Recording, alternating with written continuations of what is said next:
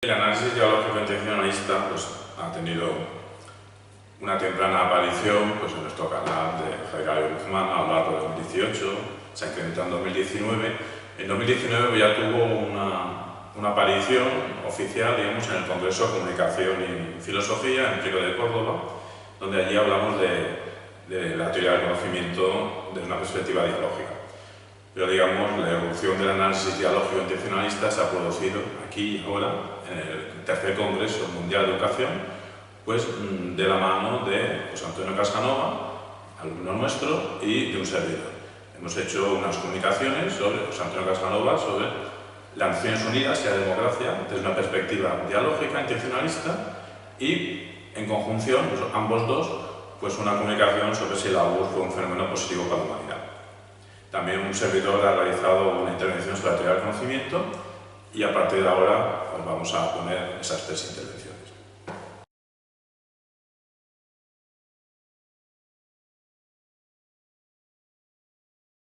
Se va a presentar el trabajo por parte de José Antonio Casanova Pérez. Nos va a presentar el trabajo que se titula ¿Son las Naciones Unidas un medio idóneo para garantizar la democracia en todos los países del mundo? Un ejercicio de análisis dialógico. Bueno, buenas tardes. Antes de empezar a entrar en materia así profundamente, permítanme que les exponga unos hechos así brevemente. Y es que la creación de las Naciones Unidas y de su Carta Fundacional puede categorizarse como uno de los mayores hechos y uno de los mayores logros de toda la humanidad. Tenemos ante nosotros 193 países de la mano hacia una única meta, y es salvaguardar la paz y los intereses sociales. Entonces, si algo debiese haber quedado claro a raíz de la creación de dicho organismo, es que no solo cobija como objetivo el de velar por la paz, sino que cobija también como objetivo el de velar por que se cumplan los derechos humanos. En su propia página se definen otros objetivos como el desarrollo del derecho internacional, mejorar el bienestar de las personas y, con especial ímpetu, como ya he dicho, garantizar el cumplimiento de los derechos humanos. Pero lo más curioso de todo esto es que dentro de estos derechos humanos, el de garantizar la democracia asume una importancia perentoria. Y esto se debe a que la democracia constituye la base de la libertad y de muchos de los valores éticos que corresponden a un ciudadano dentro de lo que sería el Estado o el país. Sin embargo, la realidad nos plasma un panorama totalmente distinto, y es que en pleno siglo XXI tenemos 53 estados autoritarios, 39 regímenes híbridos, 53 democracias defectuosas y tan solo 20 países con una democracia auténtica. Entonces, ante esta confrontación de datos, surge la pregunta de si son las Naciones Unidas un medio idóneo para garantizar la democracia en todos los países del mundo. El trabajo entero se hace con el método del análisis dialógico intencionalista, y es una teoría diseñada por el profesor Javier Eladio Guzmán Villanueva, que enfrenta diferentes perspectivas por ramo, es decir, varias perspectivas para defender la postura a favor sobre una pregunta o sobre cualquier postura, y varias perspectivas para la postura opuesta, para el contrario. Entonces, por contextualizar un poco la pregunta en un marco específico, me gustaría definirles tres conceptos que creo clave para el entendimiento y que entremos en profundidad bien en la pregunta. Serían medio, idóneo y democracia. Un medio es un instrumento necesario para llevar a cabo un fin. Idóneo, algo que reúne todas las condiciones necesarias u óptimas para llevar a cabo una función, un fin determinado, en este caso la democracia. Y la democracia es lo más complejo de definir. Al principio del trabajo se recurrió a pensadores así como Giovanni Sartori o Norberto Bobbio, por mencionar algunos. Sin embargo, se aterrizó en utilizar la definición que dieron los propios Estados miembros de las Naciones Unidas en la cumbre de 2008, en la que decían, y les leo, que la democracia es el valor universal basado en la libertad libremente expresada del pueblo para determinar sus sistemas políticos, económicos, sociales y culturales y su plena participación en todos los aspectos de su vida. Entonces, una vez definido el tema a un marco específico, pasemos a ver cómo defendíamos la posición a favor de la idoneidad de las Naciones Unidas para garantizar la democracia y cómo defendíamos nosotros. Para justificar la posición de a favor, partíamos de la base de que sí es un medio idóneo en todos los países que utilicen el medio. Y este es un concepto un poco complejo que se lo voy a ilustrar así con un pequeño ejemplo. Un boli o un lápiz es un medio idóneo para escribir, y se lo demuestro porque, bueno, reúne todas las características necesarias, escribe tal y cual. Ahora, sin embargo, si yo lo dejo encima de la mesa, el boli no va a escribir ningún libro. Necesita un tercero, una persona, hablando ya y trasladando el símil a la democracia, a las Naciones Unidas, un país que utilice el medio, las Naciones Unidas, para llevar a cabo el fin que es garantizar la democracia. Entonces, de aquí es de donde parte toda la tesitura, y aquí se demuestra cómo si es un medio que puede garantizar la democracia. Ahora solo falta ver qué hace falta para que un país sea democrático y cómo las Naciones Unidas hacen que los países lo cumplan. Entonces, para llevar esto a cabo, nos basamos en uno de los mayores politólogos contemporáneos, que es Robert Galland, que en su obra La poliarquía fija como 8 las características necesarias para que un país tenga una democracia. Entonces, por mencionarle algunas, serían libertad de asociación, libertad de expresión, libertad de voto, elegibilidad para la causa pública, etc. Entonces, lo que se hizo en el trabajo fue ir cogiendo cada una de estas características y ir demostrando cómo las Naciones Unidas, si se usan, pueden ayudar a todos los países a llevar a cabo estos objetivos específicos. Entonces, una vez que se cumplían los objetivos específicos, se llevaba a cabo al fin general, que era la democracia. Y así pues se demostraba como si era un medio idóneo, un medio que reunía todas las características para llevar a cabo la democracia. Pero en esta postura de a favor no solo nos quedábamos en eso, sino que además decíamos que el hecho de que no garantice mediante la fuerza, mediante imponer, es algo que le da más idoneidad. Es decir, que hace el medio más idóneo todavía.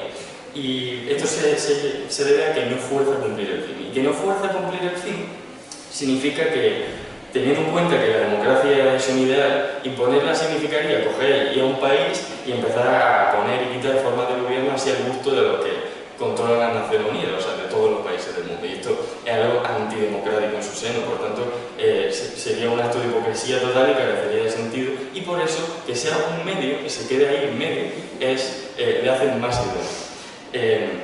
Y aparte, esto hace que no se viole la soberanía nacional de los países. Entonces, una vez que se había demostrado con la mayor rigurosidad y la mayor investigación posible la postura a favor, se pasó a la postura en contra. ¿Y cómo defendíamos la postura en contra? Pues diciendo totalmente lo contrario, y es que las Naciones Unidas son un medio ineficiente, y no solo ineficiente, sino además interesado. ¿Y por qué era un medio ineficiente e interesado? Bueno, ineficiente, para demostrar que era un medio ineficiente partíamos de la base de que para garantizar algo, especialmente en un mundo en el que los países actúan según su parecer, hace falta intervenir. Hace falta intervenir normalmente militarmente, y esto se ve, por ejemplo, en las propias Naciones Unidas, que tienen el poder de intervenir para garantizar la paz. Esto no solo lo defienden las Naciones Unidas, también lo defienden otros pensadores como Ignatieff o Rawls, etc. Entonces, hace falta intervenir. Sin embargo, vemos que el Consejo de Seguridad, que es el organismo que interviene en las Naciones Unidas, solo puede intervenir dadas 3 situaciones. La primera situación es para acciones colectivas para garantizar la paz y seguridad. La segunda, para la legítima defensa. Y la tercera, para intervención humanitaria para la paz. Aquí oímos paz, paz y paz y paz, pero en ningún momento se oye democracia. Y esto lo que hace es que el Consejo de Seguridad no tenga la potestad de intervenir para garantizar la democracia. Por tanto, toda esta premisa de si es un medio idóneo o no quedaría desmontada. Pues no puede, sinceramente, o sea, simplemente. Pero no solo quedamos ahí, y es que no es solo que no pueda actuar, sino que en caso de actuar, es decir, en caso de intervenciones que hace ella para garantizar la paz, lo hace de forma interesada. Esto, que suena así bastante fuerte en un principio, se lo mostraré diciendo que es que al fin y al cabo el Consejo de Seguridad se mueve según los intereses de 5 países. 5 países que son los estados permanentes, que son Estados Unidos, Rusia, China, Francia y Reino Unido. Ya de salida, aquí hay un hecho que choca bastante, y es que Rusia y China no son democráticos, entonces pretenden dar lecciones de democracia al mundo, países que no son democráticos en sí. Pero bueno, no vamos a profundizar en esto, vamos simplemente a los hechos objetivos. Y es que para intentar garantizar la paz, para intentar intervenir en la paz, ya se han dado situaciones en las que se muestran interesados. Es decir, se interviene según los intereses de Estados Unidos, de Rusia, según los intereses militares que tienen. Por ponerle 3 ejemplos así sencillos, tenemos el genocidio de Ruanda, por ejemplo, que por iniciativa de Estados Unidos y de Francia y de sus intereses armamentísticos no se interviene en la zona. Y en 100 días se producen 800.000 muertes, solo por esta decisión de unos países de no intervenir. Otro ejemplo sería la guerra de Irak, donde se interviene sin ningún tipo de motivo, se inventa un motivo y luego se demuestra que no existe, es una cosa tremenda. Y el tercer ejemplo sería la guerra de los Balcanes, donde intervienen, pero intervienen tarde. Entonces vemos como no puede intervenir para garantizar la democracia, pero es que si pudiera intervenir, lo hace. O no lo hace, como en Ruanda, o lo hace mal, como en Irak, o lo hace tarde, como en los Balcanes. Entonces, no carece de sentido alguno y por tanto se demostraba como las Naciones Unidas no eran un medio idóneo para garantizar la democracia en todos los países del mundo. En cuanto a la discusión y conclusión de este trabajo, realmente la respuesta a la pregunta queda abierta a cuál de las dos líneas argumentales persuade más al público. Y es que se enfrentan las dos líneas, la una con la otra, con todo, y bueno, el decidir si es un medio idóneo o no depende del público y depende de cómo se interprete la palabra medio. Y que si se interpreta la palabra medio como que el medio tiene la obligación de intervenir, entonces sí decimos que no. Si no tiene la obligación de intervenir, pues entonces decimos que sí. Entonces, esto sería todo. Muchas gracias.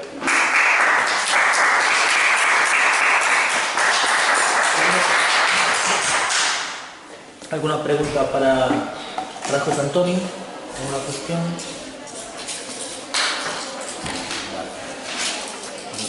Yo quería saber si conoce el modelo de las escuelas de la ONU, que se lleva, lo que se hace es representar un pleno en determinados eventos que simulan los plenos en los que se discuten esas cuestiones.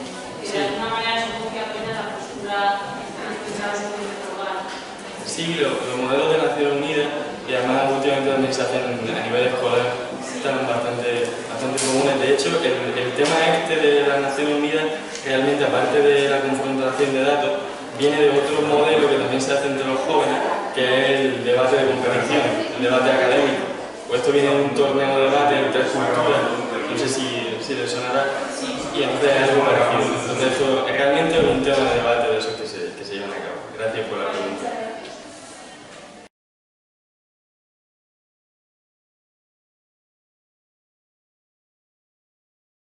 El programa vamos a presentar ahora, a cargo de Javier Eladio Guzmán Villanueva y José Antonio Casanova Pérez, el trabajo que lleva por título, denominación, ¿fue la URSS positiva para la humanidad?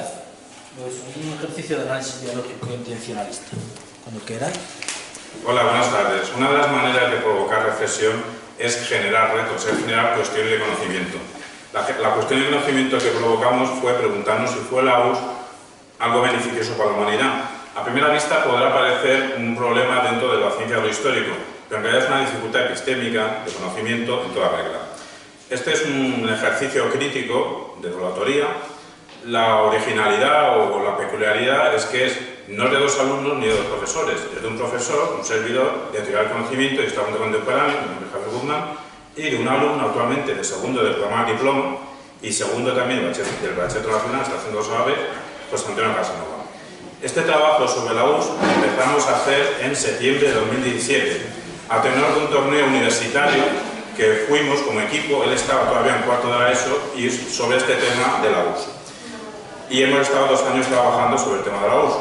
Lo que queremos presentar tiene un doble objetivo. Un objetivo local de presentar un material pedagógico, audiovisual, lo estamos subiendo, una serie de vídeos que ahora os comentará él, y un nivel más global que es compartir experiencia. Yo lo que voy a hablar es de los materiales y del método y el del resultado.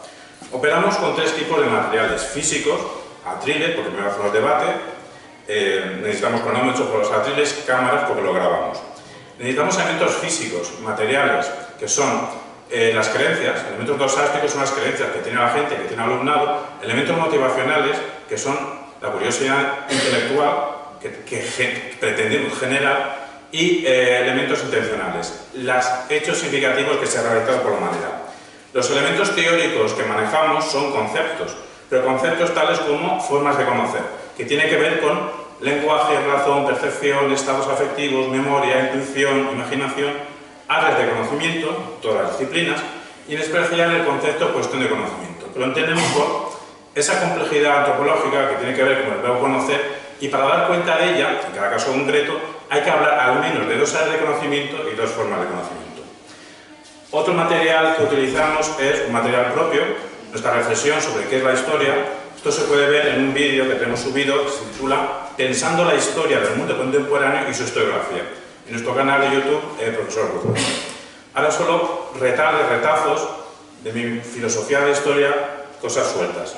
No puede haber historia universal hasta que no se tiene una conciencia global de nuestro planeta. Y esto no ocurrió hasta que hubo la primera circunnavegación del planeta a través de Magallanes. Imposibilidad de repetir un hecho histórico. Eso no ocurre en la demás ciencia, que sí puede repetirse cualquier hecho químico, matemático, biológico, etc. Nuestra incapacidad por ser historiadores es presente, porque nos falta perspectiva. Y ahora vamos a la clave. Nos falta, para solventar la difícil relación con la objetividad, un método nuevo. El método nuevo que proponemos es una ontología rigurosa y racional, pero no por ser rigurosa y racional prescinda de la pluralidad de interpretaciones. Pluralidad de interpretaciones, pluralidad de puntos de vista, porque nos interesa es argumentar lo mejor posible a favor de cualquier hecho histórico y en contra de la valoración de cualquier hecho histórico en el caso de la historia. Y también que construir historia no implica un determinismo histórico. Por último, por mi parte, el método que utilizamos, en concreto este profesor, tiene 4 partes. La primera parte es el debate de competición académica en el aula como manera de que los alumnos vean y afronten las dos perspectivas. Eso es lo que expliqué en la primera edición del Congreso Mundial de Educación a Coruña. Esa fue mi intervención. Pues ahora exacto. La segunda es un método de interpelación, hacer preguntas adecuadas. El historiador tiene que ser un detective. Cualquier fenómeno histórico es susceptible de buena explicación con 4 preguntas. Una breve descripción, preguntarnos por las razones que nos hacen inteligible ese hecho. Nosotros partimos del hecho de que en la historia no hay causas, hay razones que podemos entender los hechos. ¿Qué significó en su momento para los protagonistas? Y las repercusiones, no consecuencias, no hay causas tampoco consecuencias, entonces las repercusiones. El tercer elemento, digamos, ya es también nuestro, es lo que llamamos análisis dialógico intencionalista.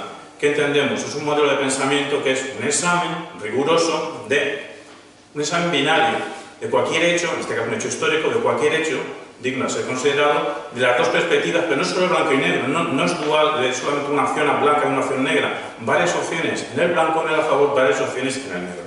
Se producen varios discursos a propósito y la conclusión no tiene que ser ningún discurso en concreto. Y lo último es digitalizar todo esto a través de vídeos que lo vamos subiendo. Y lo que hemos subido lo va a explicar José Antonio. Sí, bueno, todo el proceso de investigación y de pensamiento ha aterrizado en 11 vídeos que hemos ido subiendo y se van a seguir subiendo a lo largo de este curso.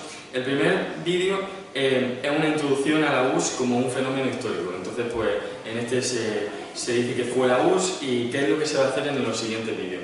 Les voy a resumir brevemente de qué va cada vídeo y van a ver ustedes cómo en la mitad de los vídeos aproximadamente se coge la postura de a favor de que sí fue un fenómeno positivo para la humanidad y en los otros cómo no fue un fenómeno positivo para la humanidad. Y empezamos con el segundo vídeo. En el segundo vídeo se hace la pregunta de si fue la URSS una sociedad cerrada. Y sí fue una sociedad cerrada porque fue una sociedad en la que no había actitud crítica, no había tolerancia, no había libertad de pensamiento y solo tenía voz la élite del Partido Comunista. Entonces, queda desacreditada la URSS como un fenómeno positivo por ser una sociedad cerrada. Por otro lado, en el tercer vídeo se argumenta cómo traicionó los ideales éticos del marxismo. Primero se definen brevemente, y es que según Gerard Vilar, en las páginas 547 y 548 de Marx y el marxismo, se definen como 3. La crítica de la naturaleza explotadora e injusta del capitalismo, la indignación ante la miseria y falta de libertad de los trabajadores, y 3. La crítica de la ética de la autorrealización. Y se demuestra cómo se convirtió en 1. Un Estado explotador e injusto, contrario a lo que se decía, un Estado generador de hambre, pobreza y falta de libertad, y en tercer lugar un Estado alienante por opresor que no podía dar a cada cual según sus necesidades.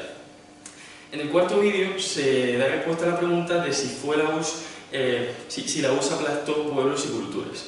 Y se le dicen que sí. ¿Por qué? Porque trataba a sus ciudadanos según su estatus étnico. Esto se ve, por ejemplo, en que se registrara este estatus étnico en su pasaporte después de 1932, o que hubiera purgas purificadoras a los pueblos acusados de colaborar con los nazis, o que hubiera aplastamiento de pueblos ante la revuelta política en países como en Hungría o en Praga. Y por tanto, se termina así el bloque de vídeos que argumentan que fue negativa para la humanidad. Y entonces empezamos con el vídeo 5, el bloque de que sí fue positiva. ¿Y por qué sí fue positiva? Pues en este vídeo decimos sí fue un soplo de esperanza. Y fue un soplo de esperanza porque la revolución rusa fue la primera vez en toda la historia en la que los de abajo consiguen darle la vuelta a la tortilla y ponerse arriba. No fue la revolución francesa y eran los burgueses, aquí no, aquí son los de abajo. Entonces se da un soplo de esperanza y se transmite la idea de que los cambios sí son posibles. Entonces, de este modo, la URSS pasa a ser algo muy positivo como idea, pues da este soplo de esperanza por Europa. En el sexto vídeo decimos que su repercusión colateral fue el estado de bienestar en Europa occidental. Y es que, ante el miedo del contagio revolucionario que suponía el bloque comunista, los países capitalistas empiezan a darle derechos a los trabajadores y así surge el estado de bienestar en Europa occidental. En el séptimo vídeo decimos que paró a la Alemania nazi, simplemente redactar la historia. En el octavo vídeo acatamos si tuvo avances en ciencia y tecnología. Y bueno, demostramos que sí con el proyecto espacial soviético, con la apuesta nacional tan tremenda que hubo por el ajedrez, porque fue una potencia artística, y cómo esto luego se vio en mejoras sanitarias, por ejemplo, las que hubo desde 1953 a 1983.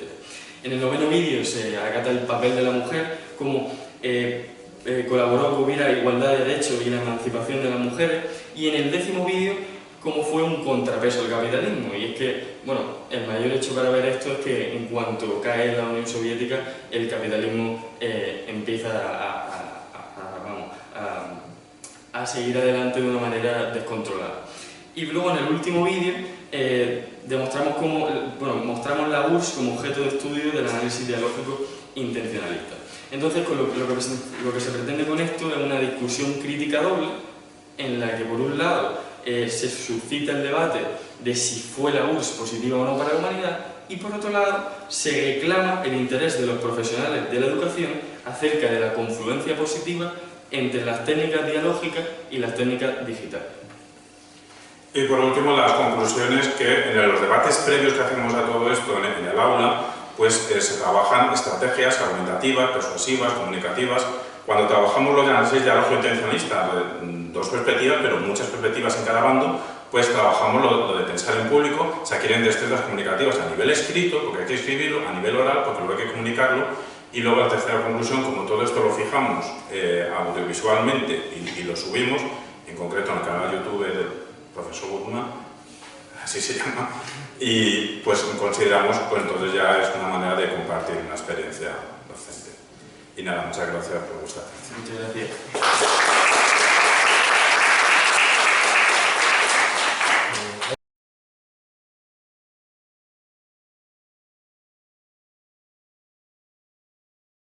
Teoría del conocimiento dialógica y digital.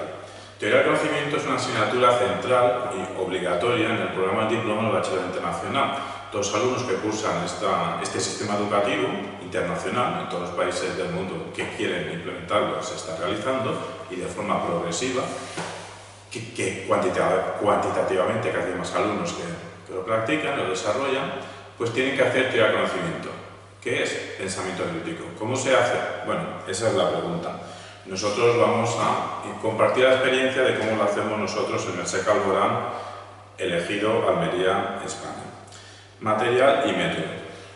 Bueno, nuestro material es básico, un atril, porque nos basamos primero en debate de competición en el aula, lo cual requiere también un cronómetro regresivo y cámaras para fijar los debates, los análisis, los diálogos, etc. y subirlos en concreto a nuestro canal de YouTube, Profesor Guzmán.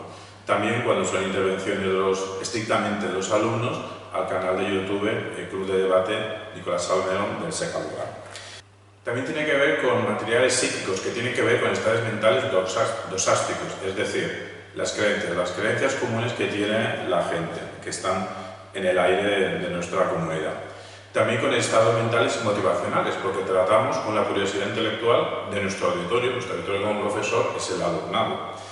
Y estados mentales intencionales, aquí no tanto del alumnado, sino de la humanidad, los hechos significativos que se han pretendido y se han llevado a cabo, se han realizado, las intenciones realizadas, no las pensadas. El material teórico básico que manejamos son, por un lado, conceptos como formas de conocer, porque se conoce a través del lenguaje, la razón, la percepción, estados afectivos, memoria, intuición, imaginación, incluso fe. Y otro concepto importante son áreas de conocimiento. Las matemáticas, las ciencias humanas, las ciencias naturales, la historia, la ética, las artes, los sistemas indígenas de conocimiento, los sistemas religiosos de conocimiento. También la palabra clave es cuestión de conocimiento. Cuestión de conocimiento tiene que ver con esas complejidades antropológicas que están relacionadas con el predicado conocer, susceptible de una formulación general cuya respuesta pueda concebirse de más de una forma. De más de una forma, pero que atienda al menos a dos áreas de conocimiento y que atienda también al menos a dos formas de conocimiento. Otros materiales teóricos que manejamos son las concepciones materialista y analítica de la filosofía. La concepción materialista de la filosofía viene del filósofo español Gustavo Bueno y de su materialismo filosófico y su escuela de filosofía de Oviedo, que emergió a partir de su figura, fallecido en 2016. Lo que nos interesa del materialismo filosófico es su concepción, valga la repetición, materialista de la ciencia. ¿Y qué quiere decir esto? Pues que la ciencia procede de la técnica. O sea, la ciencia no es un constructo únicamente teórico abstracto, luego al final a lo mejor se comprueba, se verifica, no. Las ciencias, más que la ciencia, las ciencias en plural, pues fueron apareciendo a partir de operaciones técnicas. Y cada ciencia pues se puede explicar a través de un círculo de conceptos, de categorías, que cuando se cierra quiere decir que se tienen suficientes categorías para explicar determinado campo de la realidad, pues tenemos una ciencia. De la tradición analítica de la filosofía, lo que nos interesa sobre todo es su aspecto formal, de escribir, pensar, comunicar de la forma más rigurosa, precisa, perspicua, detallista, minuciosa posible. ¿Todo esto para qué? Para generar unos contenidos que sean críticos con la realidad. Aprovechamos para informar que una manera analítica de hacer un ensayo, por ejemplo, un ensayo de conocimiento, sería: presento un problema, lo introduzco, explico por qué es un problema, explico la mejor versión que se ha dado hasta ese momento de ese problema, cierto autor, cierta perspectiva, cierta tendencia, explico a su vez los problemas que tiene, las objeciones que se le puede hacer, porque no explica 100% ese problema, me voy a otro autor, a otro pensamiento, o un pensamiento propio, que explique mejor, que a lo mejor tenga las virtudes de lo que critico, pero que no tenga las críticas, los puntos negativos de lo que critico. Y tengo que contemplar también las propias objeciones que me pueden realizar a lo que estoy proponiendo. Bueno, cuando lo propongo no soy original mío, pero me estoy agarrando el pensamiento de otro. Las objeciones que se nos puede hacer a lo que uno plantea, sea propio o tomado prestado intelectualmente. Y al final tengo que hacer una conclusión.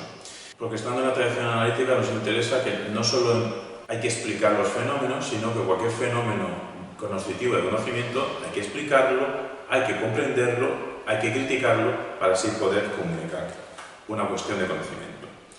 En cuanto al método propio que utilizamos, que hemos desarrollado, supone un recorrido a partir de 3 pasos. 1. El debate de competición académico en el aula. 2. La discusión crítica a profesores, alumnados, profesores, no el profesor de teoría del conocimiento, profesores de otras áreas. Y 3. Fijación de este proceso dialógico en forma de vídeos incorporados con contenidos relevantes. Brevemente, 1. El debate de competición académico en el aula. El debate de competición académico en el aula tiene que ver con la misma metodología de los torneos de debate en la que equipos de en torno a 2, 3, 4 personas, estudiantes, alumnos, se enfrentan entre sí de forma binaria a favor o en contra de una determinada cuestión, en este caso cuestión de conocimiento, con una serie de turnos introductorios, refutaciones constructivas, refutaciones destructivas, conclusiones. Pues plantear problemas de conocimiento a los alumnos, tienen un tiempo de preparación en clase, fuera de clase, y posteriormente la escenificación del debate de forma reglada, de forma pautada, siguiendo una normativa. De esta manera ya tenemos dos puntos de vista final ante cualquier conocimiento, pero como suele haber varios debates sobre el mismo tema en el mismo aula, de la postura a favor hay varias perspectivas y de la postura en contra también conseguimos entre toda la clase varias perspectivas. Y esto es lo que denominamos análisis dialógico, que haya varias perspectivas a favor y varias perspectivas en contra. Nuestro segundo paso tiene que ver con esa discusión crítica profesorado-alumnado. ¿Qué es lo que hacemos? O bien el profesor de conocimiento se mete, se introduce, aborda clases de otros profesores de matemáticas, de lengua, de idiomas, de sistemas medioambientales, o bien les invitamos a que vengan a nuestras clases. El caso es que el alumnado, después de haber debatido, de haber investigado y luego debatido una cuestión, o sea que ya está previamente informado, ya ha sabido comunicarlo, pues sobre el profesor que esté más cercano, más familiarizado sobre un usuario de conocimiento con esa cuestión, se le invita a clase, entonces hay un diálogo, el profesor en cuestión, el de conocimiento, el alumnado, entre todos se va hablando. Se va hablando, se va dialogando, eso es un diálogo no solo, sino un diálogo realmente sobre cuestiones de conocimiento. Sobra decir un diálogo enriquecedor y que no tiene una dirección concreta, no es que haya que sacar una conclusión concreta, entre todos se van dialogando, se van discutiendo, se van criticando. Así se aprende a escuchar al otro y a saber comunicar. Y el tercer elemento es todo esto. Es súper útil, pero si solo se hace en clase no tenemos una ventaja de enriquecernos, de volver a verlo. Si está grabado en vídeo se puede volver a ver, si está grabado en vídeo, si está subido se puede compartir, hay más personas que se pueden interesar por la cuestión y más personas nos pueden hacer críticas, comentarios en los contenidos de los vídeos, se pueden hacer comentarios y así entre todos aprendemos. ¿Qué resultados hemos obtenido? Pues nuestro resultado práctico en el curso 2018-2019 fueron 8 vídeos. 8 vídeos sobre un curso internacional de teoría del conocimiento. Una presentación, una introducción a teoría del conocimiento, una teoría del conocimiento para profesores, para darles pautas, y los siguientes vídeos ya son las grabaciones en el aula de esos intercambios profesorado, profesor TDC, alumnado. Hubo una dedicada al lenguaje, a la adquisición de lenguajes, otra sesión sobre la lengua española, la literatura, otra sesión sobre la historia, otra sesión sobre las ciencias naturales y otra sesión sobre las matemáticas. Nos vamos ahora a decir pequeñas pistas para ayudar a los profesores de conocimiento o de cualquier materia para abordar críticamente cualquier cuestión en clase. 1. Que haya entrelazamiento entre distintas áreas y formas de conocimiento, pero un entrelazamiento en consonancia y en disonancia con el resto de áreas de conocimiento y formas de conocer. ¿Qué quiere decir en consonancia y disonancia? No solo vamos a relacionar áreas que aparentemente tienen buena simetría entre ellas, que aparentemente tienen buena relación, como las matemáticas y la física, sino pues relacionar áreas que aparentemente no tienen una relación. Me cuesta decir ejemplos de áreas que no tengan buena relación porque para mí todas tienen relación, ¿no? Y igualmente con las formas de conocer. A lo mejor el prejuicio es que la razón y el lenguaje tienen mucho que ver, la razón a estados afectivos a lo mejor aparentemente no tiene nada que ver, pero ver si hay conexiones o no hay conexiones. Otro punto, aparte de este entrelazamiento, lo fácil es en consonancia, cuesta más en disonancia, pues es análisis de los prejuicios. Todos tenemos prejuicios, todos los estudiantes, los profesores, todos los científicos, toda la gente que conoce y comunica. Pero aquí nos interesan ciertos prejuicios de conocimiento, es decir, cada profesor de otras áreas tiene que preguntarse ¿qué tipo de ciencia es mía? ¿Con qué metodología opera mi ciencia? Y esos prejuicios, esas preguntas, las tiene que compartir con sus alumnos. No se trata de que el profesor se prepare la clase y magistralmente la imparta. O sea, puede partir ya desde cero ante su alumnado y en público manifestar sus dudas, pensar en público, en voz alta, sobre qué manera de operar tiene su propia ciencia. Y con la ayuda del diálogo con su alumnado, invitándole a que consulte tecnológicamente, con internet en el aula, pues dudas que puedan surgir, entre todos se va haciendo un diálogo. Yo lo único consejo que os doy es que diferenciación terminológica. No es lo mismo un concepto que una idea. Un concepto, para decir rápido, es una categoría, es una fotografía que intenta explicar cierta parcela de la realidad. Las ideas no son lo mismo. Las ideas sería un desarrollo de categorías, sería una película. Si un concepto es una fotografía, una idea sería una película. Desarrollo de categorías, desarrollo de ciencias. Porque cada ciencia ha ido generando, a través de su proceso histórico, pero los profesores se olvidan que sus ciencias han tenido procesos históricos. Se olvidan, no es que se olviden algunos. Alguien no puede olvidar lo que nos retiene en el cerebro. Es que las carreras suelen ignorar, suelen ningunear los procesos históricos de las ciencias en las que se imparte el grado de turno. Pero cada ciencia ha ido generando categorías que acotan su campo de realidad, un campo de realidad.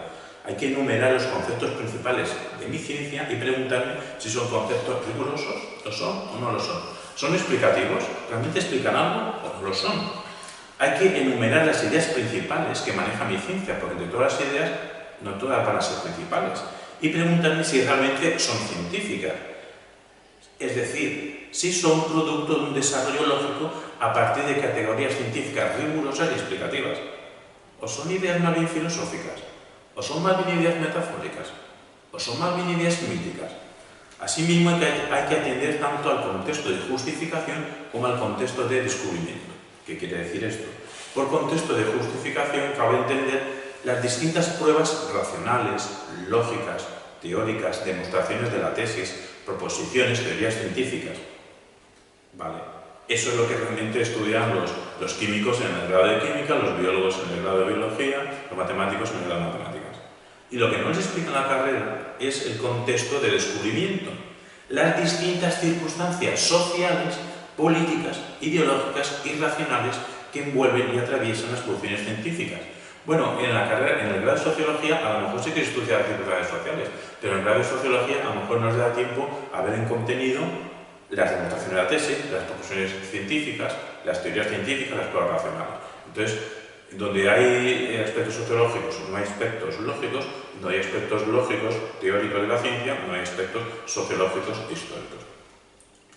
Porque cada ciencia ha tenido un recorrido histórico, así, pero una vez que hemos entendido esto, hay que evitar caer en un error metodológico, y es el relativismo posmoderno, que es pensar que el carácter de verdad no está presente en las teorías científicas, que tiene la misma validez un horóscopo que una teoría científica. El relativismo posmoderno niega el carácter de verdad a las teorías científicas, pues eso es un error metodológico. Hay que preguntarse, así nosotros proponemos consejos prácticos para los profesores. Uno, mi disciplina, ¿cómo se conecta con el resto de asignaturas y con el resto de formas de conocer? Otro consejo práctico, el área de conocimiento X, que sea vuestra área de conocimiento, ¿es útil? ¿Es prescindible? ¿O es necesaria? No es lo mismo útil, prescindible y necesaria. Invito a que se piense la diferencia sobre un área de conocimiento, en qué medida es útil, en qué medida es prescindible, en qué medida es necesaria. Todos estos vídeos tuvo unos contenidos, que los contenidos de los vídeos se pueden visualizar en el profesor Guzmán, canal profesor Guzmán, en la lista de reproducción teoría del conocimiento. Me salto los contenidos, pero lo que me interesa es el método. Nuestro principal resultado teórico es nuestro modelo de pensamiento, análisis dialógico intencionalista, que consiste en el examen riguroso, en el examen racional de un fenómeno, con cualquier fenómeno de conocimiento, pero enfrentando una pluralidad de discursos, tanto de la postura favorable como la postura en contra. Estamos hablando de una dualidad, una postura binaria, pero no exclusivamente dialéctica. O sea, no exclusivamente solo de dos posturas, solo una a favor y solo en contra. Hay que construir, pero construir a propósito, para entender, para explicar, criticar y comunicar y comprender un fenómeno de conocimiento. Hay que producir a propósito, para ese entendimiento, varias perspectivas a favor, varias disciplinas en contra, que se enfrentan. Bueno, ¿y cuál es la buena? Queda abierto. Lo que queremos decir es que este modelo de análisis dialógico-intencionalista no exige, no propone una conclusión formal de que tenga que ser a propósito una síntesis, de que tenga que ser la tesis de partida del que investiga. Es decir, es más, bueno, todo investigador va a partir de una tesis, pero a lo largo del proceso de investigación puede cambiar de investigación. Lo que decimos es que si no hay un abanico de pluralidad de perspectivas, pero perspectivas rigurosas, Segundo, hay que ser honesto intelectualmente y poner la mejor explicación rigurosa en un bando, intentar pensar otra distinta y seguir el proceso en la postura contraria. Lo que nos interesa a nosotros es que haya una discusión crítica. ¿Qué tiene que ser un curso de teoría del conocimiento? Un curso de teoría del conocimiento tiene que ser un curso de no aislamiento de las áreas de conocimiento, no son compartimentos estancos con área de conexión. Eso es lo principal de un curso de teoría del conocimiento. Asimismo, con romper los prejuicios académicos, intelectuales, sociales, históricos que han ido acumulando todas las asignaturas académicas. Entonces, como consejo práctico, estamos acabando en torno al entrelazamiento que tiene que haber, pues animamos a pensar sobre los distintos reduccionismos para evitarlos. Ejemplo de reduccionismo, todo es química. El físico dirá, sí, bueno, pero todo es física, o todo es matemático, o todo es biología, o todo es lenguaje. También podemos pensar que el químico no hace química, el químico es un experto de hablar sobre química, o es que el profesor de biología, ¿qué biología está haciendo?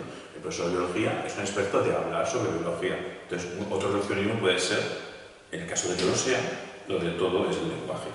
Aprovechamos para decir que otra característica de la tradición analítica de la filosofía que nos basamos es la instalación en el giro lingüístico. Se parece a esto que estamos diciendo, pero instalarse en el giro lingüístico quiere decir darte cuenta de la importancia de que el lenguaje atraviesa todos los fenómenos. Que atraviese todos los fenómenos no quiere decir que todo sea lenguaje. Hay un paso muy delicado en estar en el giro lingüístico, ser consciente de que todo tiene que ver con lenguaje, con decir que todo es lenguaje. Todo tiene que ver o todo es lenguaje. No es exactamente lo mismo. Respecto al segundo punto, de romper los prejuicios, pues invitamos a reflexionar sobre la metodología de cada ciencia, sobre los conceptos principales, si son rigurosos, si son explicativos, sobre sus ideas, sobre los contextos de justificación y sobre los contextos de descubrimiento. O sea, sobre las pruebas racionales por un lado y lo sociohistórico por otro. Conclusiones que hemos sacado de nuestro modo de operar en teoría del conocimiento. Son 4 conclusiones. Primera conclusión, el debate de competición académico en el aula supone el desarrollo de estrategias discursivas, argumentativas, de persuasión y comunicativas. Con un carácter normativo, porque hay unas reglas, de un carácter deportivo, porque una competición. Ser competitivo no es malo, lo que es malo es tener una obsesión con ser el mejor, porque si no te enfrentas deportivamente con otros compañeros, no estás trabajando competencias. Entonces, el carácter deportivo en la educación es bueno, es recomendable y hay que potenciarlo. Porque debatiendo, compitiendo, pero en debate, debatiendo el alumnado aprende a pensar en equipo teniendo en cuenta al otro. Segunda conclusión, el análisis dialógico intencionalista en el aula supone un conjunto de operaciones físicas, psíquicas y teóricas que garantizan un método de aprendizaje para pensar en público, pues proporciona pautas para ir adquiriendo A, una expresión oral y escrita cada vez más rigurosa, precisa y perspicua. B, unos contenidos acerca del rasgo que nos define antropológicamente, la intencionalidad. Y C, una actitud abierta a distintas posibilidades de resolver retos respecto a las complejidades que nos atraviesan. Todo ello a través del examen público de distintas líneas argumentales acerca de las dificultades de nuestro tiempo. Tercera conclusión, invitar a que otros profesores intervengan en el proceso dialógico de construcción del conocimiento. Eso aporta rigor, entrelazamiento, ejemplos interesantes, lo que repercute en una mayor atención por parte del alumnado y un interés del profesorado por seguir en esta línea de hacer teoría del conocimiento entre todos. Y por último, la cuarta conclusión es que la digitalización del dialogismo sobre el fenómeno de la cognición permite compartir estas experiencias de discusión crítica sobre el conocer con el resto de la comunidad educativa, lo que solo podrá aportar beneficios en la medida que se produzcan interacciones con otro alumnado y otro profesorado. Es decir, para formarnos entre todos en teoría del conocimiento necesitamos la tribu educativa entera, la comunidad escolar entera.